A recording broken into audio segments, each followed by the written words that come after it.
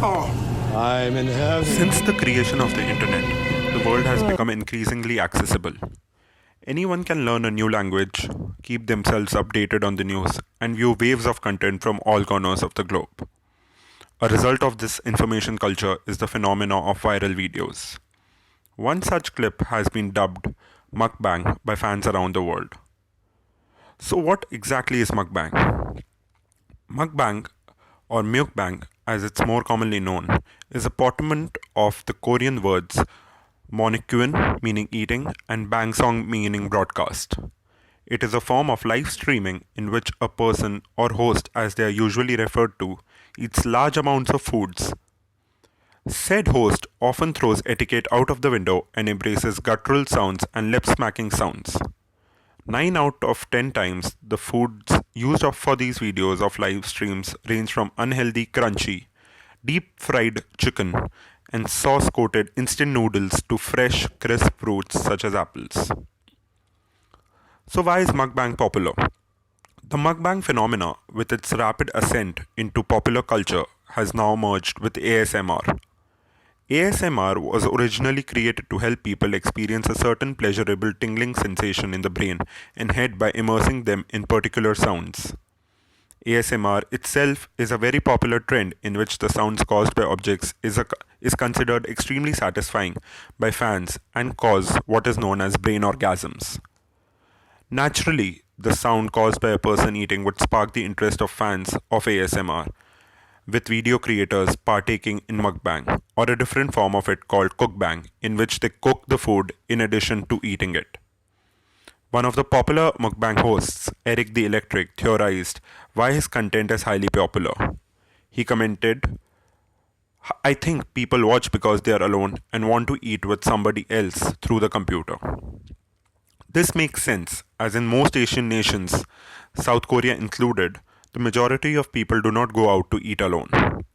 According to many sources, eating together is a tradition that people associate with community and giving a sense of togetherness. It also explains why many Koreans opt to watch these mukbang hosts eat live on streaming services, where viewers can make live comments and interact with the hosts. Fans across the world have also revealed their own reasons for loving mukbang. People who practice fasting during certain times of the year claim that watching them eat makes them feel far fuller and more satisfied during their foodless days. In addition, people on diet say that mukbang helps them lose their appetite, thus helping them during their food cravings. Talking about mukbang's history, mukbang first started in South Korea. It initially started out as a popular TV show which was replicated by fans on the Korean one-man broadcasting channel Africa TV.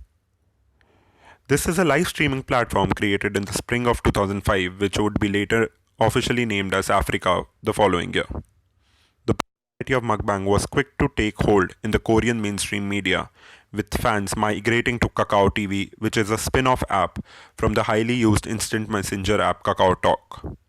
Its popularity followed fans everywhere to YouTube and Twitch TV, both eventually becoming the permanent homes of mukbang, with the latter honoring with its own category called social eating.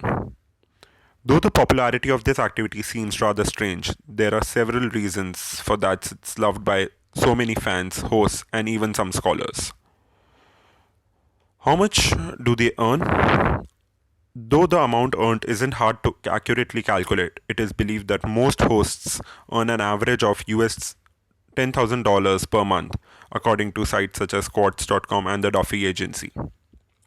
At first, it may seem strange to contemplate whether the money comes from, but according to multiple sites and hosts themselves, the wealth they gain comes primarily from donations of rewards, which are purchased through microtransactions.